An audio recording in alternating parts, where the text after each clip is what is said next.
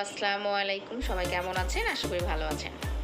ছোটবেলার ফোকলা হাসি মায়ের মনকে আনন্দে ভরিয়ে দেয়, কিন্তু বড়বেলায় সেই ফোকলা হাসির অনুভূতি নিয়ে যদি হাসতে হয় তাহলে কিন্তু সেটা অনেক কষ্টের।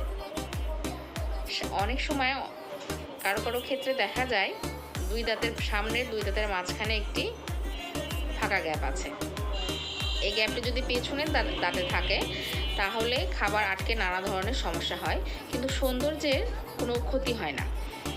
আর সামনের দাঁতের মাঝে যদি গ্যাপ থাকে তাহলে সৌন্দর্যের একটা বড় খুঁত হিসেবে ধরা হয়। তো সামনের দাঁতের যদি ফাঁকা গ্যাপ থাকে, এই গ্যাপ পূরণের জন্য বিভিন্ন ধরনের ট্রিটমেন্ট রয়েছে। প্রথমত অর্থোডন্টিক ব্রেসেস ট্রিটমেন্ট, দ্বিতীয়ত ক্রাউন ব্রিজ করাতে পারেন, এবং তৃতীয় আপনি লাইট কিউর কম্পোজিট দিয়ে এই গ্যাপটি পূরণ করে নিতে পারেন। তো আপনার যদি এই ধরনের কোনো সমস্যা থাকে তাহলে অবশ্যই আপনি একজন বিডিএস ডক্টরের কাছে গিয়ে পরামর্শ নেবেন। ধন্যবাদ সবাইকে।